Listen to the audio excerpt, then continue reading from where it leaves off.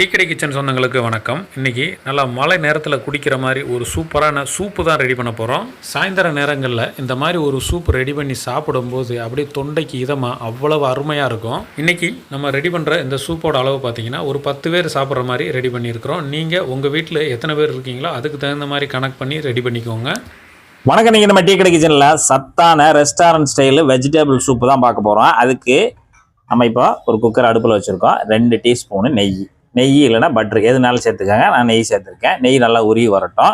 நெய் நல்லா சூடாயிருச்சு. ஒரு 4 பல்லு பூண்டு, பெரிய பல்லு பூண்டு 4 பல்லு பூண்டு நல்லா புதுசாக வெட்டி வச்சுருக்கோம். இது போல் வெட்டிட்டு அதை நம்ம அப்படியே சூடான நெய்யில் சேர்த்துடலாம். அடுத்து இஞ்சி பார்த்தீங்கன்னா நல்லா 2 இன்ச்சு அளவு எடுத்து நல்லா புதுசாக கட் பண்ணி வச்சுருக்கோம். அதையும் உள்ளே சேர்த்துடலாம். அப்படியே நெய்யிலேயும் லேசாக அதை அப்படியே ஒரு பெரட்டி விடுங்க. இந்த நெய்யிலே ஒரு நிமிஷம் மட்டும் நல்லா அந்த இஞ்சி பூண்டும் நல்லா வதங்கி வரட்டும்.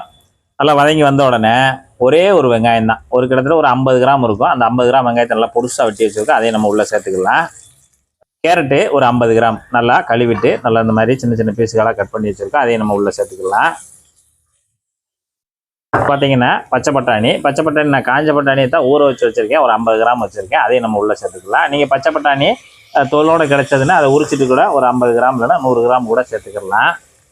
பீன்ஸ் ஒரு 50 கிராம் நல்லா பொடிசாக கட் பண்ணி வச்சுருக்கேன். அதையும் நம்ம உள்ளே சேர்த்துடலாம். இப்போ ஒரு தடவை கலந்துக்கிடலாம். பெரிய நெல்லிக்காய் ஒரே ஒரு நெல்லிக்காய் எடுத்துகிட்டு அந்த விதையை மட்டும் நீக்கிட்டு நம்ம சின்ன சின்ன துண்டுகளாக கட் பண்ணி வச்சுருக்கோம். அதையும் நம்ம உள்ளே சேர்த்துக்கலாம். இங்கே பார்த்தீங்கன்னா முட்டைக்கோஸ் தான். முட்டைக்கோஸ் ஒரு 50 கிராம் இந்த அளவுக்கு இருந்தால் போதும். ஒரு கைப்பிடி அளவு இருந்தால் போதும். அதையும் நம்ம உள்ளே சேர்த்துக்கலாம். அடுத்து காலிஃப்ளவர் ஒரு 50 கிராம். காலிஃப்ளவர் பூ ஒரு 50 கிராம் நல்லா குட்டி குட்டியாக நம்ம பூ எடுத்து நல்லா கழுவி வச்சுருக்கோம். அதையும் நம்ம உள்ளே சேர்த்துடலாம். தக்காளி பார்த்தீங்கன்னா ஒரே ஒரு தக்காளி, அந்த சைஸில் ஒரு தக்காளி, அதையும் நம்ம இந்த மாதிரி குட்டி குட்டியாக வெட்டி அதையும் உள்ளே சேர்த்துடலாம். இப்போ நம்ம காய்கறி சூப்புக்கு நமக்கு பிடிச்சமான காய்கறி நம்ம ஒரு 6 சேர்த்துருக்கோம். நீங்கள் உங்களுக்கு எந்த மாதிரி காய்கறி பிடிக்குன்றதை நீங்கள் செலக்ட் பண்ணிவிட்டு அந்த காய்கறியை இதில் சேர்த்துக்கோங்க. ஆனால் மற்றபடியெல்லாம் நம்ம சொல்கிற ஸ்டெப்லேயும் நீங்கள் செஞ்சுக்கிடலாம். நல்லா இப்போ கலந்து விட்டாச்சு. கலந்து விட்ட பிறகு மஞ்சள் தூள் ஒரு 1/2 டீஸ்பூனு, தூளுப்பு ஒரு 1/2 டீஸ்பூனு, உப்பு மஞ்சளையும் சேர்த்துட்டு நல்லா இது போல் கலந்து விட்டுருங்க. இப்போ நல்லா கலந்து விட்ட பிறகு இதுக்கு தண்ணி பார்த்தீங்கன்னா 1 லிட்டர் தண்ணி, 1 லிட்டர் தண்ணி சேர்த்துருங்க. சேர்த்துட்டு அப்படியே ஒரு தடவை நல்லா கலந்து கொடுத்துருங்க. கலந்து கொடுத்துட்டு இப்போ நம்ம குக்கர் மூடி போட்டு அப்படியே லாக் பண்ணிவிட்டு 3 விசில் நல்லா காய்கறி வெந்து வர்றதுக்காக நல்லா காய்கறி நல்லா மசிஞ்சு வந்து வரணும். அதனால் ஒரு 3 விசில் விட்டு நம்ம எடுத்துக்கலாம். 3 விசில் அடித்து நல்லா கேஸ் ரிலீஸ் ஆயிடுச்சு. இப்போ நம்ம திறந்துக்கலாம். அப்படியே காய்கறிகள் நல்லா வெந்து சூப்பராக நல்லா வெந்துருச்சு. பார்த்தீங்கன்னா நல்லா வெந்துருச்சு. இப்போ நம்ம காய்கறி மசிக்கிறத வச்சு அப்படியே லேசாக 1-2மா மசிச்சு கொடுத்துக்கலாம். காய்கறியை நல்லா வெந்த காய்கறியை இது போல் நல்லா மசிச்சு கொடுத்துடலாம். காய்கறியை இது போல் நல்லா வெந்த காய்கறியை 1-2மா மசிச்சிட்டோம்னா நல்லா இந்த மாதிரி கொஞ்சம் அப்படியே தூளாக இருக்கும். அதை அப்படியே வச்சுருவோம். இப்போ நம்ம காய்கறி மசிச்சு விட்டு அடுப்பத்தை வச்சாச்சு. நமக்கு சூப்பு சூடாகிக்கிட்டு இருக்கு. அடுத்து ஒரு சின்ன பாத்திரத்தில் ஒரே ஒரு டீஸ்பூன் நிறையா நம்ம கார்ன்ஃப்ளவர் மாவு எடுத்துக்கோங்க.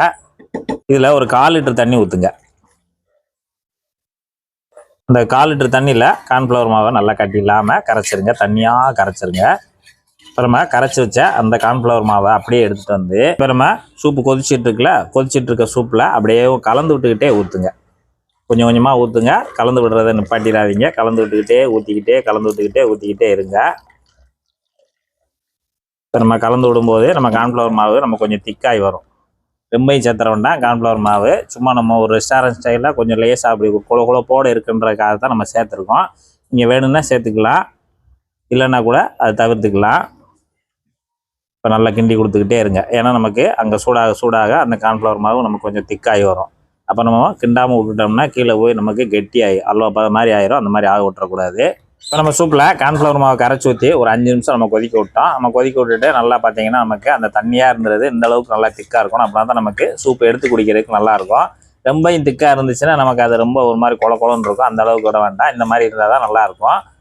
இப்போ இந்த இடத்துல கடைசியாக புதினா தழை ஒரு 10-20 தலையை நல்லா பொடுசாக வெட்டி வச்சுருக்கோம். அதை உள்ளே சேர்த்துக்கோங்க. மல்லித்தலையும் ஒரு கொத்து வெட்டி வச்சுருக்கோம். அதையும் நம்ம பொடுசாக வெட்டி வச்சுருக்கோம். அதையும் உள்ளே சேர்த்துடலாம். கருவேப்பிலை ஒரு 2 கொத்தை உருவிட்டு உள்ளே சேர்த்து விட்ருங்க. சேர்த்துட்டு நல்லா கலந்து விடுங்க. கலந்து விட்டுட்டு இப்போ நம்ம ஸ்டவ் ஆஃப் பண்ணிடலாம். இப்போ நமக்கு ஒரு சூப்பரான காய்கறி சூப் தயாராகிடுச்சு. ரெஸ்டாரண்ட் ஸ்டைலில் அருமையாக தயாராகிடுச்சு. அப்படியே சூடாக இருக்குது. அந்த கார்ன் சிப்ஸை மேலே அப்படியே தூவி விட்டு அப்படியே ஸ்பூன்ட்டை எடுத்து